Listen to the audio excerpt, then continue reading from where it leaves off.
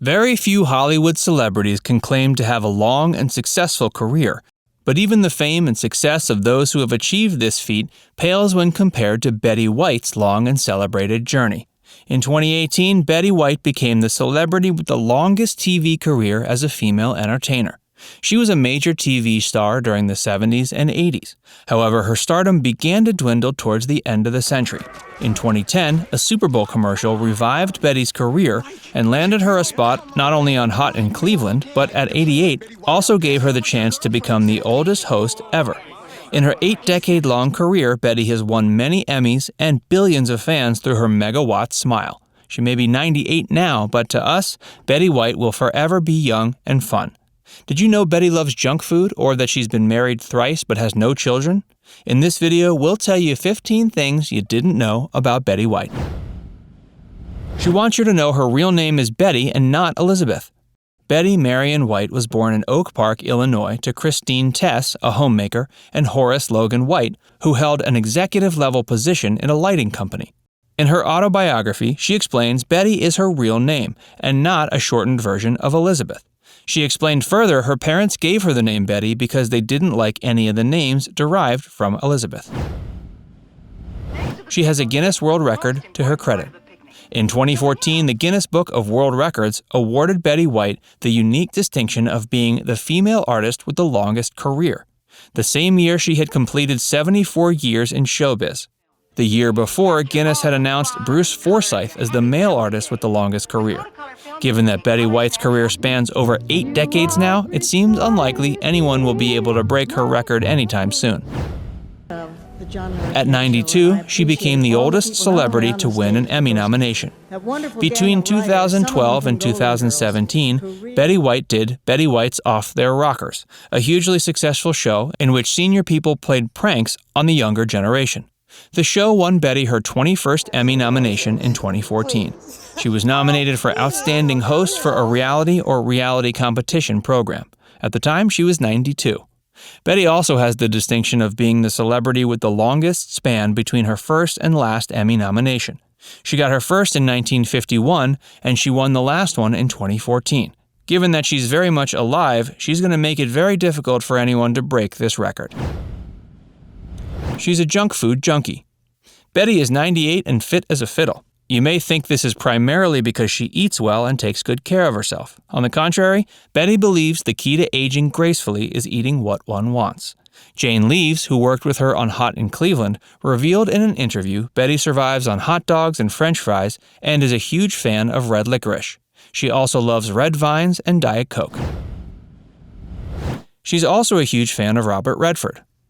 Betty is a huge fan of Robert Redford. Surprisingly, though she's done 113 films and TV shows in her 8-decades-long career, she's never had the opportunity to work with him. She's such a huge fan of Redford that the Hot in Cleveland team tried their best to cast Redford on the show just to have Betty get her chance to work alongside the ever-charming actor. Unfortunately, Redford is retired from acting.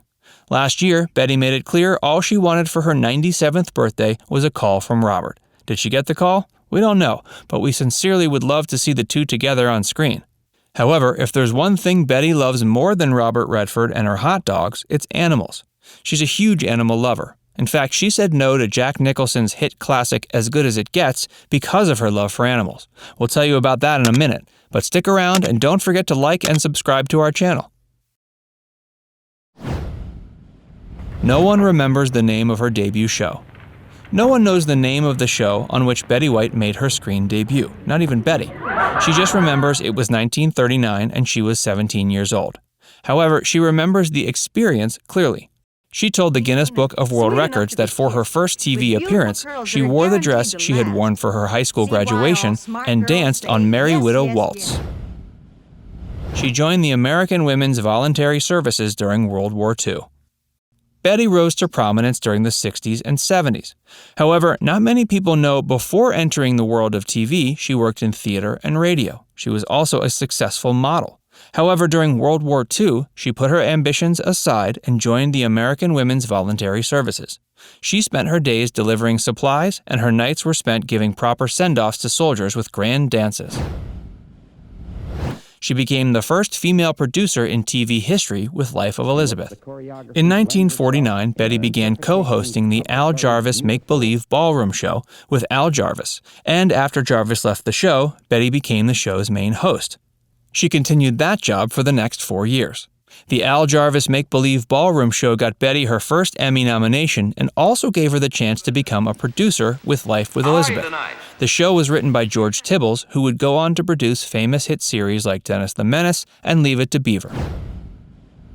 A Facebook group compelled Lorne Michaels to ask her to host SNL. At the age of 88, Betty became the oldest person to host SNL. However, there's an interesting story behind how that happened. In 2010, someone created a Facebook group asking people who wanted Betty White to host SNL to join the group. Within no time, the group had gathered close to 1 million followers, and therefore Lorne Michaels decided to ask her to host. The episode was hugely successful, giving SNL its highest ratings in 18 months, and Betty her 5th Emmy. She lost NBC's Tournament of Roses parade due to the Mary Tyler Moore Show.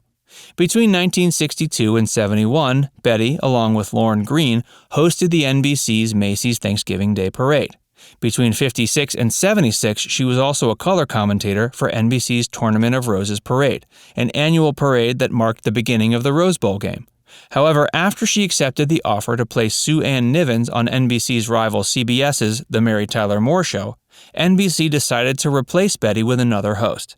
Betty loved hosting the parade and was disappointed by NBC's decision. She's been married 3 times but has no children of her own. Betty White married Dick Barker, a U.S. Air Force pilot, in 1945. Unfortunately, they got divorced the same year. 2 years later, she married Lane Allen, a Hollywood agent. The couple divorced in 1949 after Lane asked Betty to quit her acting career. In 1963, she married Ann Ludden, who hosted the famous game show Password. The couple guest starred on many shows. Ludden died of stomach cancer in 1981, and while Betty doesn't have any children of her own, she's a stepmother to 3 children through Ludden. She refused Ann Ludden's proposal at least twice before finally saying yes. Betty and Alan had a wonderful marriage. After divorcing Lane Allen, Betty had become skeptical about marriage. However, in 1961, she met Ann Ludden on the set of Password. Ludden immediately fell for Betty, but she wasn't sure about marriage. He proposed at least twice before she accepted. Ludden used to wear the engagement ring he had chosen for Betty around his neck in the hope she would one day say yes, and he would immediately give her the ring. They stayed married until Alan's demise in 1981. Today, they have stars next to each other on the Walk of Fame. Larry King once asked Betty White if she would consider marrying again, and she said she has already had the best and therefore does not want the rest. She wasn't the first choice for the role of Rose Nylund on The Golden Girls. It's hard to imagine anyone other than Betty White as Rose on The Golden Girls. When the producers of the show were casting, they had initially auditioned Betty for the role of the show's party girl and wanted to rope in Rue McClanahan for the role of Rose. However, at the last minute, director Jay Sandrich, afraid of typecasting the actresses, decided to switch roles. So Betty got Rose, and the rest is history. Betty White is a huge animal lover. Betty White is a huge animal lover and animal rights activist. Those who love her know that wherever she goes, she makes it a point to visit the local zoo. She's donated thousands of dollars to the LA Zoo and has vocally supported the farm animal reform movement and Friends of Animals groups on several occasions. So it's not surprising when she was once asked during an interview about her second career choice, she replied immediately, a zookeeper. She didn't do as good as it gets because of one particular scene. Betty was offered the role of Beverly Connolly in Jack Nicholson's As Good as It Gets, but she declined the role because of the scene where Jack heartlessly pushes a little dog down his apartment's trash chute. When Betty appeared on the Joy Behar show, she explained that there are people who don't like dogs or dogs when they bark, and those people may be tempted to do the same thing that Jack's character does to the dog in the film. Betty therefore asked the director, James L. Brooks, to delete the scene. Unfortunately, James decided to keep it and cast Shirley Knight in the place of Betty. We told you, she's a huge animal lover. So, did you enjoy this video on 15 things you didn't know about Betty White? Is there anything you'd like to add to the list? If so, please leave a comment. Also, if you enjoy Facts First videos, don't forget to like and subscribe to our channel and press the bell icon to stay updated about all our latest videos.